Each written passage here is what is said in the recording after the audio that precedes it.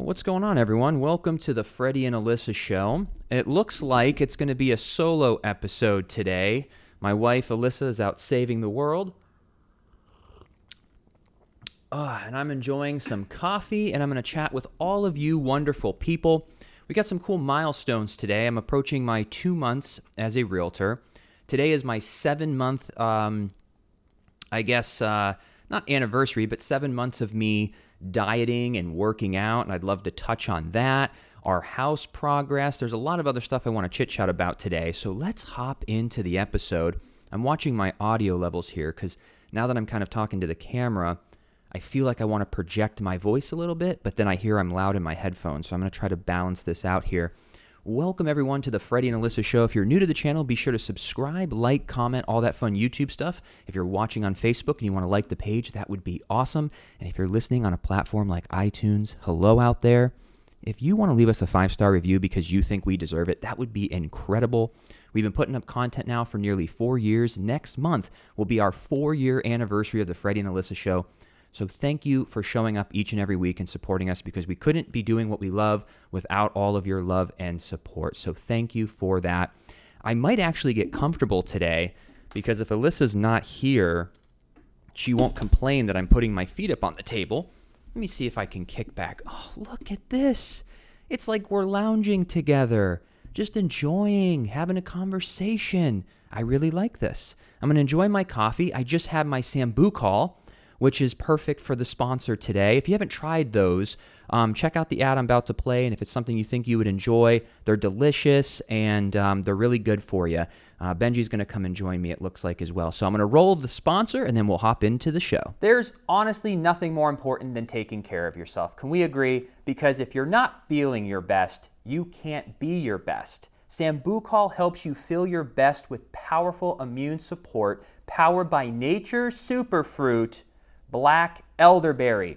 And I just so happen to have some Sambucol right here, the gummies. I love it in the gummy form. I can pop one in the morning with my black coffee. So not only am I taking care of what I'm putting in my body with food and exercise, I love adding Sambucol into the mix. I have one gummy every morning with my black coffee. The gummies are packed with vitamin C and zinc, and I love incorporating it into my wellness journey. So if you want to add Sambucol into your wellness journey, you can get 15% off your next order of $9.99 or more at SambucolUSA.com and use promo code Freddie and Alyssa 15 for 15% off. Again, to get 15% off your next order of $9.99 or more, you can do so at SambucolUSA.com and use promo code Freddie and Alyssa 15 for 15% off your order. Now back to the show. All right, so why don't we start with the diet, because I feel like it's gotten a lot of attention on social media, and I just want to continue to fill you in on the process. So as I said, I've approached 7 months.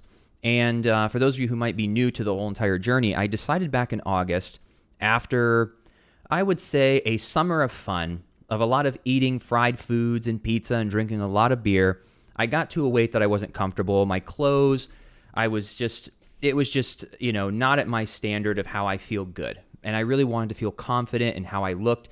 And the main thing for me is about how my clothes fit. And anyone who's maybe struggled with weight gain, whether it's 10 pounds, 30 pounds, 100 pounds, whatever it is, because for me personally, I was about 40 pounds overweight for what I'm used to. So what you're seeing right now is about 172, 174.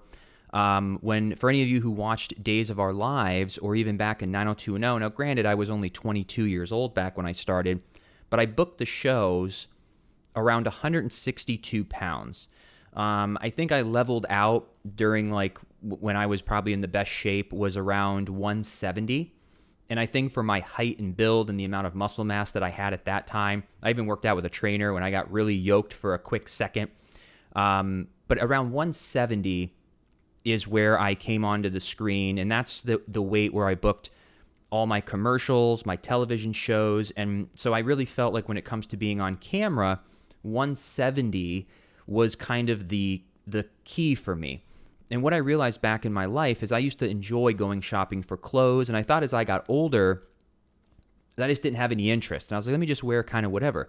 But I think the reason I was wearing kind of whatever is because the clothes that I used to enjoy weren't fitting me the way that I liked. There's a certain way I love my pants to fit. There's a certain way that I love my shirts to fit where there's a little looseness around the waist and the lower back.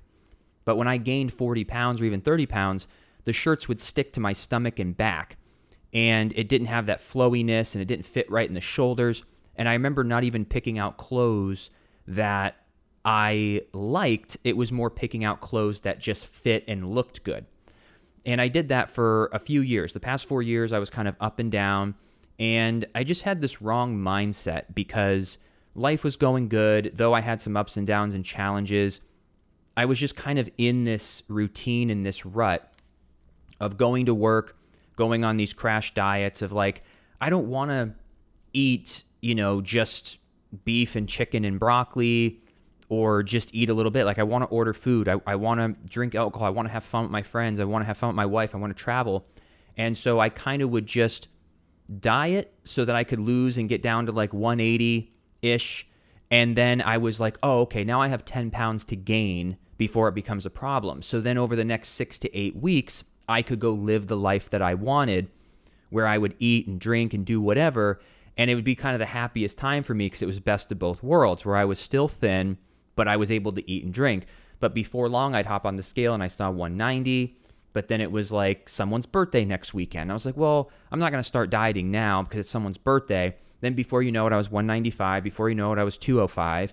And then before you know it, I was 210. And I was like, okay, I really need to stop. But I'm already way over. So what's one more week or two? And then I would get to like 215. And then it would start showing. I would start feeling like crap. And it's like, I have to lose this. So then I'd go on this journey for 60 days. Crash diet, cut out carbs or something like that, get down to 180. People be like, holy cow, you lost weight like so fast. But then I would spring back up. And after doing that for 4 years, I said, I need to change this habit because there was only pockets of me being happy. And the rest of the time it was just, I was kind of like down. I was disappointed in myself, and especially for someone who's on camera. I think that played a huge part, and being out in Hollywood and being told even at 18 years old how you should look. And I agree. I know that people are fighting back about how you should be happy in your skin, and you should. But there's also some truth when it comes to Hollywood that certain roles or certain genres require a wonderful physique. People are being paid a lot of money. You're being shown on TV. And depending on the role, I understood why being in great shape actually works. Sometimes it didn't really matter. But especially when I was younger, going out for the college frat guys. And that was a different time. If you watch any show from 2006 to 2010, being a white dude who was ripped with abs was pretty much every role everywhere. So that's what I was kind of going up against, where I was like, I need to stand out. I need to be in the best shape of my life. And as I was young, the weight thing was never an issue for me because you're young. I could go out drinking and kill 2 Carl's Jr. burgers at 3 a.m, wake up at 7 and go to work and be thin. It never really became a problem until I got older where I couldn't do that anymore. So I actually had to work hard. And it gave me respect for people who are, 30 and older who are in great shape because you didn't get that through luck. If you're 30 and older and you're in great shape, you've earned it. Because around 27, 28 is when that goes out the door. For some reason, it compounds over so long. And we also stop working out. When I was a kid, from 4 years old until 21, every single day, especially from 4 to 17, I was working out 3, 4, 5 hours a day because all I did was sports. I would be at school, I'd have practice, and then me and my friends, after a 3-hour basketball practice, would go play football at night, and we would go build forts, and we would be outside. I mean, I was burning so many calories as a kid. And then I played pickup basketball my first 4 years out here. But then around like 22, 23 is kind of when I stopped. You want to lay down, baby? Just give daddy 20 minutes, okay? 20 minutes. I'm comfy. I'd prefer not to get up. Let's just lay. Let's just lay. Good boy. And then I think I just became a little less active. So I think less active plus getting older created that issue. So this gets to the good part now. For me, I understood the issue. What was the issue? First of all, I needed more discipline. This is all a mindset. So many people are asking me too on Instagram, on different platforms, oh, what are you doing? What are you doing? I used to ask people that too. I would see someone who's super ripped. When I was working on the show, I would ask Paul Telfer, Robert Scott Wilson. I'd be like, what do you guys do? Because I would see them, having a glass of wine. I would see them eating. And I'm thinking to myself, even like Martsoff or like all these people who were like jacked were still having pizza and all this stuff. And I remember in the back of my head, I'm like, is there some secret? Like, what are you guys doing? And the answer was very simple. It's all these people who are in great shape are eating bad like 10% of the time only. The rest of the time, they're eating the chicken, the broccoli, the beef. They're not eating candy. They're not overdoing it with drinking. They're doing it maybe once a week. And that's what you really need to do. We all have the answer. Having a Big Mac and fries every day and 3 beers is not going to get you the physique of your dreams. But having grilled chicken, having beef, having salmon, having rice, baked potatoes, salads, broccoli, fruit for 90% of your meals. And I'm really proud of myself because for the first time after 7 months, I told Alyssa, I said, I have to slowly now start breaking it in because I've been pretty much stuck. I don't want to use the word stuck, but consistent at around 172 for the past 3 weeks. So I lost about 43 pounds. And now the past 3 weeks, I've just been working out, eating like 2,200 calories a day, which is great. I'm never hungry. I have a routine down. And I'm not gaining or losing weight, but I think I'm gaining muscle because I'm getting stronger in the gym. So I think that can be affecting the scale a little bit. But I started incorporating some cheat meals. And when I say cheat meals, I don't mean I ordered a pizza, but like Alyssa had some French fries and I had a couple French fries. I was out of almond butter the other day and I had peanut butter, Jif, for the first time in 7 months. Got to tell you, it tasted so funny and it used to be one of my favorite foods, but I was so used to eating whole foods for so long because my almond butter would be, if you look at the ingredients, it would just be dry roasted almonds. And if you look at the back of a Jif peanut butter ingredient, it's like a bunch of different ingredients, but it still tasted good. It just tasted kind of funky. But that's what I'm realizing with myself is I've broken the pattern of indulging and I have discipline. I fast in the morning for just a few hours. So I only eat about, what would I say? About 10, 12 hours of the day. So I try to fast about 12 to 14 hours. If I stop eating at 10, I won't eat till noon the next day. And then I just keep my calories around 2,200, but I'll have my 2 pieces of Ezekiel toast with almond butter in the morning. I can have like a little salad, or I can have a little salmon for lunch, or leftovers from the night before. And then if I'm at dinner and I get, salmon, broccoli, baked potato, and Alyssa gets, who knows, a burger or boneless wing, she eats whatever because she doesn't eat a lot. I'm going to have 1 or 2. I'm not going to order the actual meal. So I'm starting to incorporate that discipline. And then I really want to incorporate too, because I've really missed, going on date night. And when you go to like a really nice dinner, having a glass of wine or having one of my favorites, Knob Creek on the rocks, or, a vodka soda or a dirty martini. I do want to add alcohol back into the mix, but I was just so afraid of alcohol because, any expert on weight loss, they're like, alcohol's the worst. And I just was so disgusted with where I got. I didn't want any delays. I was like, whatever's the quickest, healthiest way to do it. I didn't want to crash to just 1,000 calories a day. I wanted to do it right. And I didn't want to have a cheat meal and have pizza. I didn't want to have alcohol where it slowed down my fat burning. But now that I'm comfortable with where I'm at, I'm in a medium shirt that's flowy, a medium. I was in an extra large just 7 months ago. My pants were 36, 34 if I was lucky. Now they're down to a comfortable 32. I have to wear a belt. So I'm back to where I was when I was booking national television shows, where I was in a 31, 32 pants. I was in a medium shirt, and I just love how I feel. I love how I look. I feel confident. And I think that's what this boils down to answer the big question. Aside from being healthy of what's going on inside your body, when you feel confident in yourself, when you walk into a room and you shake someone's hand, or you're just doing anything in general, if you feel confident in your own skin, it's going to help every other aspect of your life. And that's what my biggest takeaway has been from this diet, is that I proved to myself that I could make a promise to myself and keep it. I've seen the progress, and progress in life truly equals happiness. If you're ever in a rut in your life, I bet you if you look back, you're like, why do I feel kind of depressed? Or how come I don't really feel that happy? If you look back about a month or 2 months or 6 months, God forbid 3 years, and you go, I've made no progress. My debt's the same, my savings is the same, my job's the same, my weight's the same, or worse in any of those. My relationship with my spouse is the same. If everything's the same, that's where like depression creeps in, at least with me. I have to continuously make progress in my life in order to feel happy on a consistent basis, because I just feel that the progress in achievement and discipline and hitting those goals really makes me happy. And I think the quickest way to have progress in your life is something you can actually control, which is what you put in your body. Paying off debt. It doesn't take any skill or it takes sacrifice, but doesn't take any skill or high risk to put $100 towards a credit card and then another $100 and go, oh, look at that. It used to be $11,000. Now it's $10,800. Ooh, progress.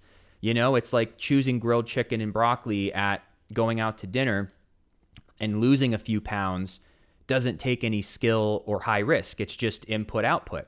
And you can look on the scale at night and go, hey, I might have not got the promotion I went and asked for. I might have not, I might have had something else go wrong in my life, but I'll tell you what, I did lose weight. I did pay off some debt. That's progress. And that progress bled into other aspects of my life. So I would look at it that way, is that you have to have like a bigger why for yourself, not to be cliche. Everyone in business, I've said you have to have a why. But it's just in your mind of like, be proud of yourself. Make a decision and keep the promise to yourself.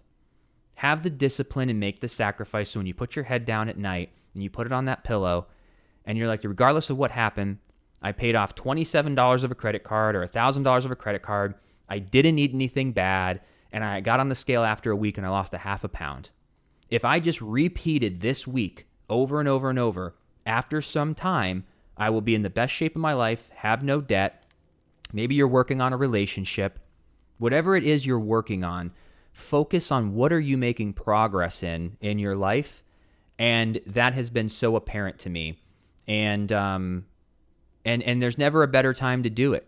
I started in a weird month of August, but I just reached the day of disgust and made it happen. So right now, to sum all this up, I'm very happy with my weight. I'm starting to add in some cheat meals, and I'm going to weigh myself every single day, and I'm going to make sure that I never get over 175. And if I do, then I'll go, okay, let me back off a little bit here, train a little harder, and just make sure. So now I have that ceiling that I never want to go over.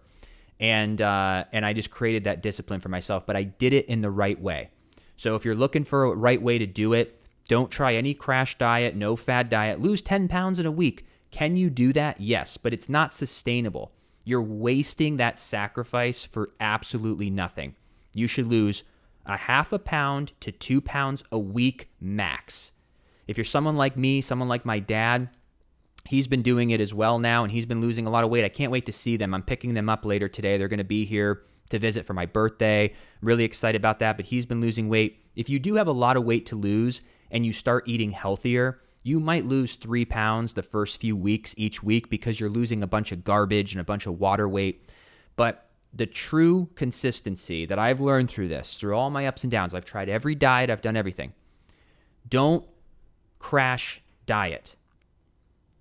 Lose 1 to 2 pounds a week and then slowly level yourself out where you can just maintain. So you can go on the internet. There's different kind of calculators where you can say, I use an app called Lose It.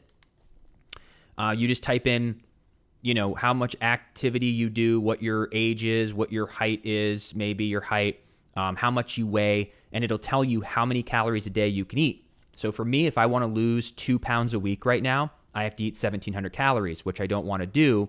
I want to eat more. So I'm doing about 2,200 a week, which has me losing about a half a pound. But as I continue to go, I can eat up to about 2,600 calories a day and just maintain my weight. I'm like, that's a really good deal. And if I ever do want to have 3,500 one day and treat myself, then I'll have a cheat meal. So what? But do it slow and consistent so that you don't yo-yo, because I went through that. Your clothes are all out of whack. Like, everything is just not worth it. And I'm telling you, you're going to feel great. So check out the Whole30 diet. You can Google, you can do your own recipes. You can go grocery shopping. I think they have their own affiliate stuff too. But start with Whole30. It changed my relationship with food, and it's been absolutely incredible.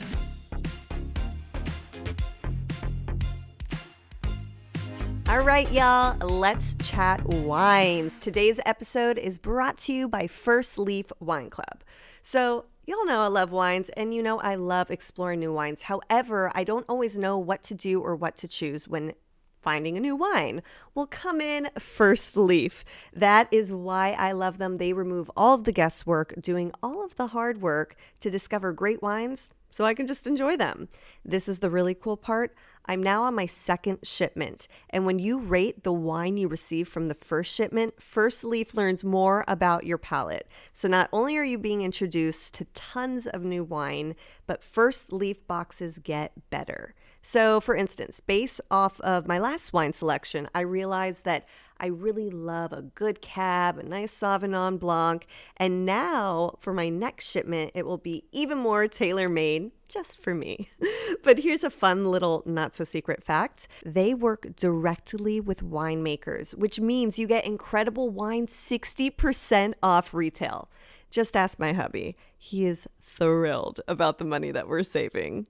And one of my favorite parts about using First Leaf, when I come home and there is a little package waiting for me, I love, love, love going through it and looking at all of the different wine selections for this brand new shipment. My favorite so far, I would have to say, is the Color Wash Sauvignon Blanc. It's got hints of guava and grapefruit. It's just so yummy. So if you love finding and tasting new wine, First Leaf is a no-brainer. Join today and you will get 6 bottles of wine for $29.95 and free shipping. Just go to tryfirstleaf.com/Freddie Alyssa. That's 6 bottles of wine for $29.95 and free shipping. Again, tryfirstleaf.com/Freddie Alyssa. Now back to the show. I want to hop over to the second portion, which is my new career has also reached my second month. And it's kind of interesting because I worked with Alyssa so closely. So I feel like I'm approaching a year of being a realtor just because I was with her doing virtual walkthroughs, doing as much as I legally could without being a licensee. So that was one of the biggest reasons that I got my real estate license, is because I was working with Alyssa, running ads, doing the videos, helping her in as many legal ways that I possibly could. But I wasn't able to talk to other agents. I wasn't able to do walkthroughs by myself. I wasn't able to negotiate or talk deals or anything like that because you have to be a licensed realtor to do those things. So I said, I really need to get my license. So at the bare minimum, I can at least facilitate Alyssa when things get busy, and I can help her. I can go do showings. I can do contracts. I can call agents. I can call HOAs. I can get in to the gated communities. That's another big thing. When you're in Florida, everything is a gated community. And not everything, but of course a lot of the places are. And you have to show your real estate license and your ID to be able to get in to go show houses. So I thought at the very least, let me just get my license to help her. And I also wanted it for the promotional tool because a lot of Alyssa's clients had come from social media, people who followed our podcast, friends, family, people who just followed her on social in general. And I was thinking to myself, when you have a podcast and you get a lot of comments and you're like, wow, we probably have a lot of the same audience, which is true, but we also have a big difference in audience as well. And there were so many people who had no idea that Alyssa was a realtor. And I figured if I could be a real estate agent, if I could have it in my Instagram bio, my TikTok bio, if I could let people know that I was a realtor, it would bring on more business, and it has. And I just also realized, because even when I left Days, 2 years go by. Like, there's even messages now where people are like, wait, you left the show? Or wait, why did you leave? And this is just kind of interesting to know, just to kind of put yourself in my shoes too, and this gives you an idea of what's really going on social media. After 2 years, if you followed me closely, I have brought all the Days of Our Lives fans on a step-by-step sunny exit in my career. I filled people in from the very beginning that I've left, from doing commentary and answering all these questions on 4 months of podcasts before I left the show, moving to Florida, talking about the Zoom, the behind the scenes when I zoomed in. I talked about once I made the decision not to go back. I talked about that. I talked about, what was it called? Beyond Salem. Like, I've brought people through the process of really sharing what was going on after I left. And I feel like I almost did it to the point I feel like I did it a perfect amount. Like, I wanted to respect the exit, respect what we did. And I took my time to really let people kind of wean off of me being on the show. And after 2 years and like hundreds of hours of videos and content of me talking about why I left, the whole thing, there's still people today on my Instagram being like, oh my gosh, you left? Why did you leave? Or are you coming back? And it just shows me that that's the significance when you have a bigger following. Not everyone who follows you sees every one of your posts. Some people don't even use social media very often. So it made me realize, if people followed me specifically because I was on Days of Our Lives, and after 2 years of making content about leaving Days of Our Lives, people still didn't know, there's no way posting one time that I'm a realtor, or one time, hey, my wife's a realtor, if anyone's looking in Florida, would basically do nothing. People need to see it consistently to kind of go, oh, I didn't know that. Well, this is perfect timing because I'm actually buying a house in Florida. It's like, no way. And I also felt it was more organic for me to be able to show people through my lens of like, here I am, the guy you chose to follow on social. Here's me doing real estate, whether that's a walkthrough, inspection, showing homes, whatever it may be, then promoting my wife. It just didn't seem as interesting because there's no value to the audience of me promoting my wife's business. It just kind of feels like a sale. But if I can promote my business through education of saying, hey, we just sold this house. This is how the process works. This is how the inspection works. Now you're watching, hearing that I'm a realtor, but I'm giving you value so that if you ever sell your house, you're like, I remember Freddie saying the inspection can be within 7 days. This is what they look for. So what's escrow? Okay, so when I sell my house, this is what the fees are. Oh, these are closing costs. You're giving education, which makes your content valuable. If I was just every day popping in going, hey, if anyone needs a realtor, my wife's a realtor, you're just like, okay, good to know.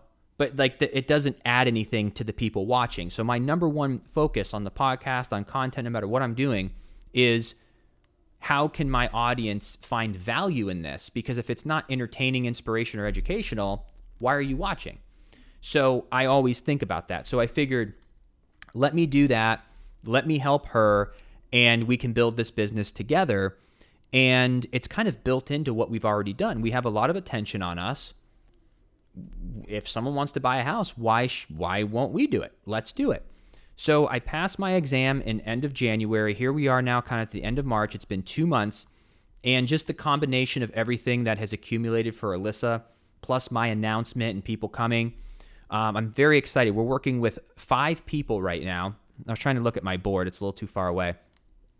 We have 5 active clients right now that we're actively helping sell or buy. So we've been incredibly busy the past 3 weeks, and I'm getting a real taste of what it is to be a realtor, and I absolutely love it. I thought I would, but you never know until you actually get in the field, but it's really cool. It's a really cool experience. You get to work with people who are in a position where they're making a really big decision in their life. Usually when someone's buying a home, there's something big going on in their life. They're either downsizing, which for the first time they're going from a big house to a small house. They're moving from another state. We know what that feels like. You're just like, oh my God. You're starting over. You're selling your house. Sometimes it's because of a divorce, so it might not be a happy time. It might be someone's parents' house, so it's also kind of an emotional, not kind of, but is an emotional time if they passed. Some people are, got a promotion and they have more money now and they're like, I'm going to go buy a bigger house.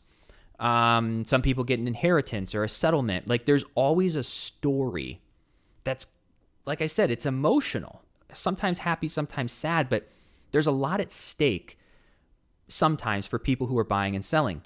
And you meet with people and you're going through this journey and you're trying to get them the best deal.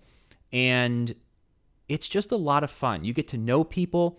And I feel like I'm connecting deeper with people because you're doing something vulnerable together rather than just grabbing a cup of coffee. Like if you just grabbed a cup of coffee with a stranger, it would take time to peel back layers and really get to know people.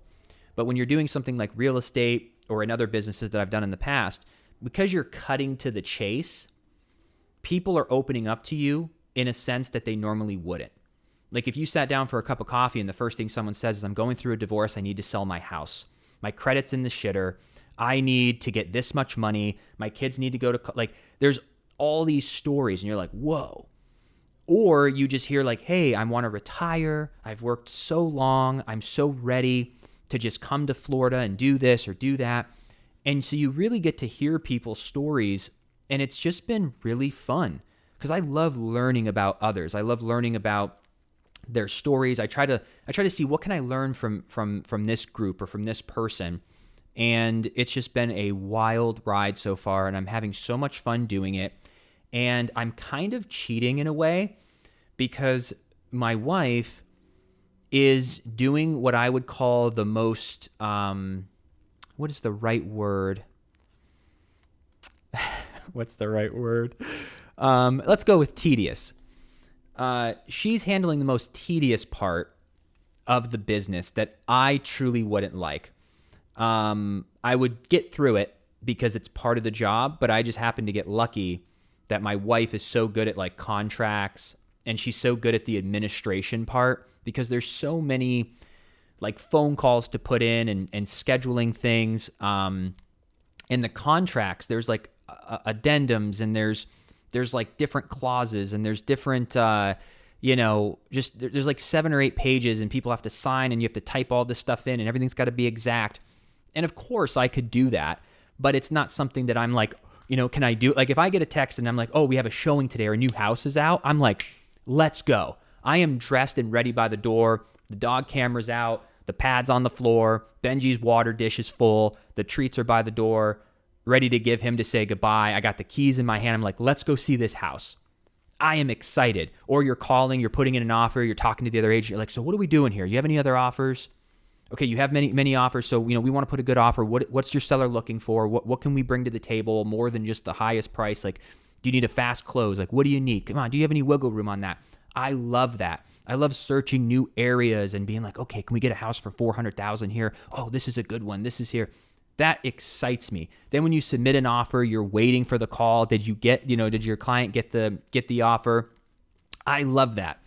But to be like, okay, call the HOA and try to figure out this, or, call this agent and see about this, or, let's fill out this contract, or all this paperwork stuff just seems so boring. And my wife crushes it. She's the contract girl. And I watch her do it because obviously I, as a realtor, need to know how to do it. So I know how to do it. It's just like I don't want to do it. And she's a trooper.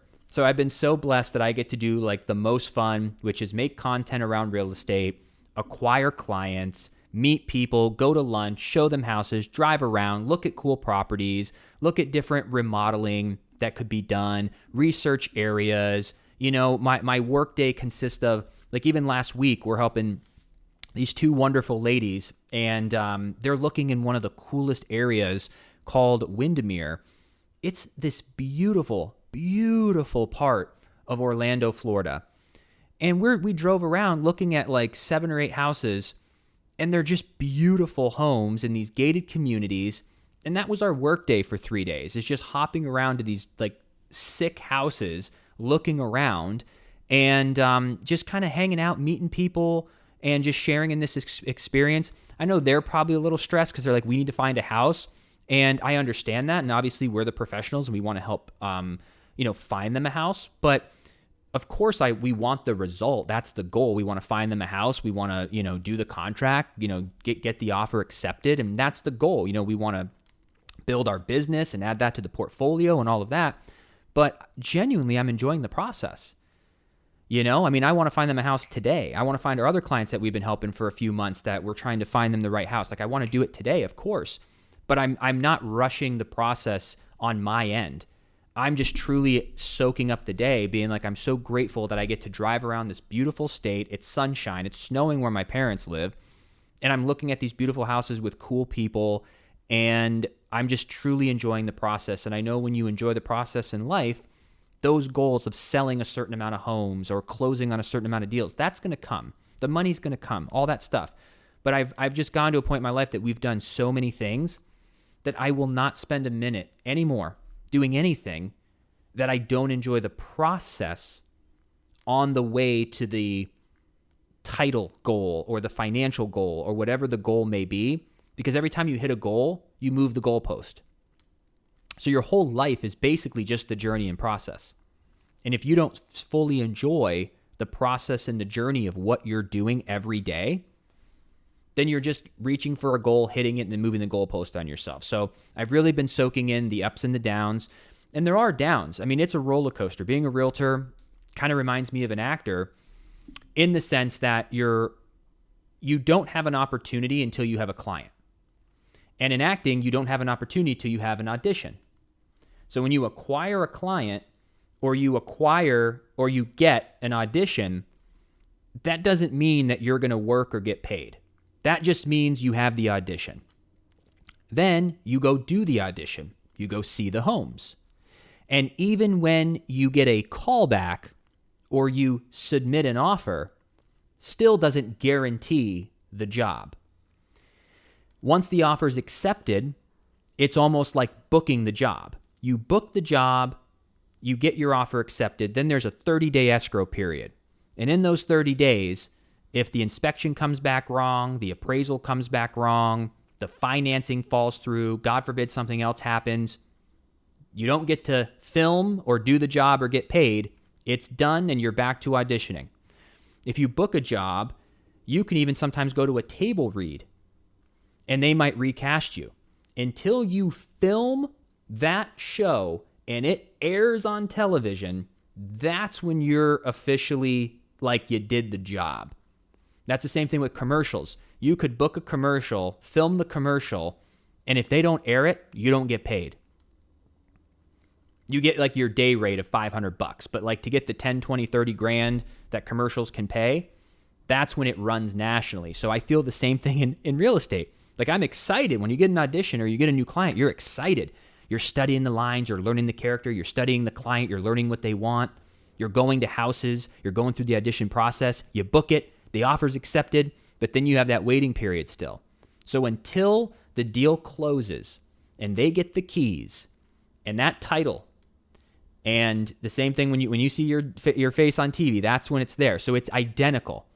But there's a lot of ups and downs because even in my life as an actor, I would go and get an audition, get a callback, do a chemistry read where it's me and 2 other guys and 3 other girls and we're all reading with each other. And they're like, it's between one of you 3. And you're like, oh my God, this is going to change my life. And the same thing here. You put an offer in and you're just waiting. So it has that same energy, but the process is different because I control the client acquisition. Back in acting, I was waiting for my agent to give me the audition. And they were the ones choosing what audition. And I ultimately had the say. But with our clients, we're able to choose who to work with. And we just have been very blessed because all the clients that we've had has basically been a referral through a friend or a family member, or it's been a fan of the show or a fan of our podcast. So we've attracted people who know us. And it's been so pleasant. We did have one client. I don't even know if I'm allowed to mention names. I like to keep all that stuff private. But there's this wonderful woman. It was Alyssa's client. And we ran a Google ad. And this was back in November. And essentially, if you ever look at Google and you type in plumber in my area. Your first 3 Google searches, if you look on the left-hand corner, is going to say ad. That means that companies are paying a certain amount of money for their ad to be attached to plumber. In our case, to be attached to the word reunion. So if people are Googling homes in Reunion, us, along with however many other people, are bidding on that word reunion so that our website will show up first. And back in November, we were bidding and it was working. For some reason, we got really lucky. It was being pretty cheap. And this woman from DC was looking for an investment property in Reunion, saw Alyssa's website, clicked on it, found a house. Alyssa got her email, emailed her, called her, they connected. Then they built a relationship, and now they've become very close. She bought her house last month, closed on it, has it, the deal is done. But that was from a stranger. Everybody else has been people we know or who knew us or that we've attracted in that kind of way, and they've all been pleasant. A lot of these stories that realtors will share, they're like, yeah, it's like, you just got to keep hustling. It's like 1 out of 100, man. It's 1 out of 100. A lot of doors closing, a lot of phones hanging up. I'm like, that's the old school way of doing real estate. That's the old school way of doing sales. I would never door knock. Doing all the cold calling to me is just is so 2002. In 2022, the best way to do this, and this applies for anyone who has a business, even if you have a cookie shop on Main Street, knocking on doors saying, hey, have you heard of our cookie place? It works, but it's better to create a piece of content, a video, a picture, and put it on social media, but not sell people. Add value, like talk about a cookie recipe and put that out, and then it just so happens to be your bakery. And people will be like, oh my God, I tried those cookies. They have a bakery on Main Street? I'm going to go. That's attraction marketing rather than knocking on doors and doing hard sales. So with me and Alyssa, I thought to myself, if I go and knock on doors for 8 hours and everyone closes the door in my face, I'm fine with that. I've been built on rejection. Everything I've done in 17 years, from acting to sales to everything, has been no, no, no, no, no, no, no, no, no, yes. No, no, no, no, no. That's just part of any business. But now, because social media is king, if I spend 8 hours knocking on doors, and let's say I do get a sale, wonderful. But let's say I don't. I can never get those 8 hours back. The other way of looking at it is if I make a video with Alyssa and we go to Reunion and we do a video exploring Reunion, Florida, or exploring Windermere, Florida, and we put that on YouTube, Instagram, Facebook, TikTok, all over the internet. That 8 hours, we put this video out on the internet. For the rest of our lives, if anyone Googles or YouTubes or hashtags Reunion, Realtor, Florida, anything, till the end of time, they could find our video and give us a call and say, hey, I saw their video. They added a lot of value about Reunion. I trust them. I know them. I'm going to call them. Someone who watches a YouTube video of us for 12 minutes and calls us, we have a way better chance of having a great relationship with this person than if I cold called someone and said, hi, is this Amy? No, the dogs are fine. No worries. Did I catch you at a good time? Yeah, this is Freddie. I'm a local realtor here in Reunion. I saw that your listing expired. No, honestly, the dogs barking are not a problem. That's okay. No need to apologize. I was just calling because I'm a realtor, and I saw that your listing was expired, and I wanted to see if you put it back on the market or if you were looking to do that. Maybe, she doesn't know who I am. She's basing her sole decision on who is this sales guy, this realtor, this voice. She doesn't know what I look like. She doesn't know if I'm good at my job. She knows nothing. That is hardcore sales in a funnel of like dripping on these people. They don't know you. Even people will put out on how I see all these realtor business cards around. And it's important to have a business card to hand to people when you get to know them. And yes, people have gotten clients through all these means. And they all work, obviously. The mailers, leaving your business cards, doing advertising, billboards, all of that works. But when it comes to the time and money aspect, We have just chosen that we believe putting all our time and money into social media is what's going to work, because back to the story, if someone watches Alyssa and me for 12 minutes, walking through Reunion, giving them value, we're no longer just a guy on the phone or a girl on the phone. We're these real life humans that they've seen in action for 12 minutes, adding value, teaching them about Reunion or Windermere or whatever. And now when they call us, they kind of know us. So we have so much more leverage with that lead, because we're not just another voice who's, hey, what's going on? My name's Freddie. I'm a realtor in the area. I want to see, we get calls like this all the time, because now that we're realtors, title companies, mortgage brokers, the list goes on. Even like security systems, moving companies. Hi, this is Jerry from USA Moving. We see that you just sold a house. Does your clients need any movers, or do your clients need this? We get sales calls, and there are people sitting in offices 8 hours a day making cold calls instead of just making videos about why security systems should work. And not the features of like, ADT is the best security system. If there's a burglar, an animal in your backyard, you need ADT for 3 quick payments of $9.99 a month. And then after that, it's only $27 a month to protect you and your family. Easy installation, comes in 48 hours, and a licensed installation professional will enter your home and be out in just an hour, keeping your family safe. ADT, keep the burglars out. Or you could just have a person with their phone go into the house and say, hey, I'm getting ADT for my house. There's been some stuff going on in the neighborhood lately. Here's some like articles, or we were looking on the Nextdoor app. I just want to be protected. We're putting this camera up here that has like a motion sensor. So when you're in the backyard, we kind of feel safe.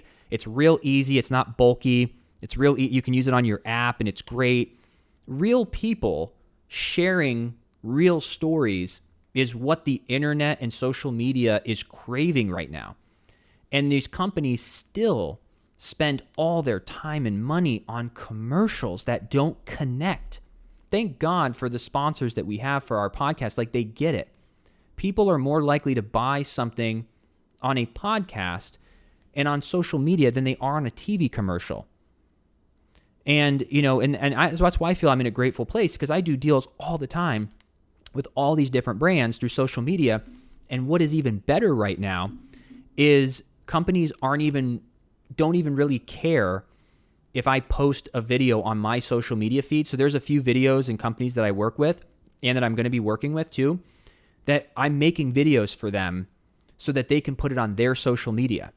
So I'm getting paid for my services, but not having to even put it on my own social media, which sometimes is great, because I never want to do too many ads on my social. I like just doing lifestyle. But sometimes if it's a really good ad, I'll do it, and I think my audience will find value, or I'll try to make them laugh in my video.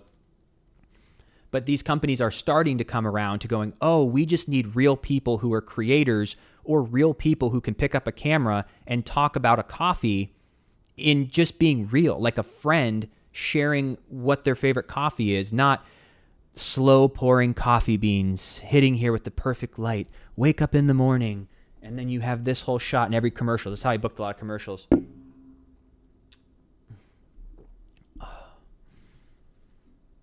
This is ice cold. It's called acting. No.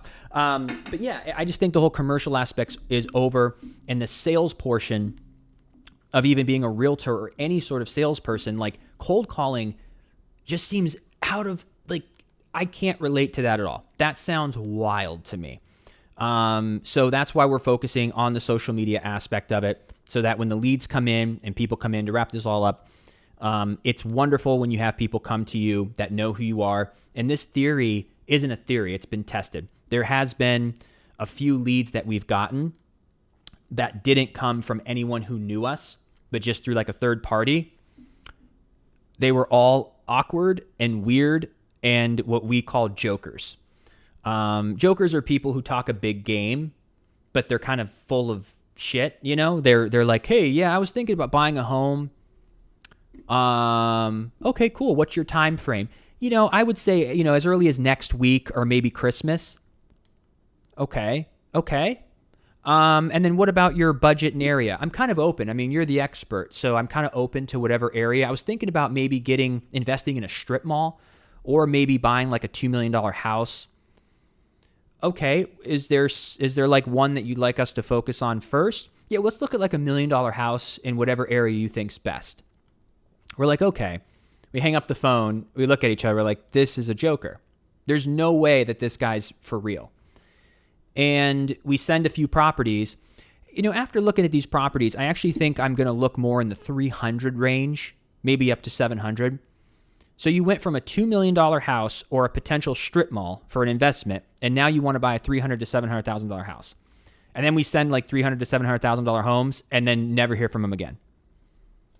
But the person never knew us. It was like a referred through a few people, and we were just like some realtors that they don't know.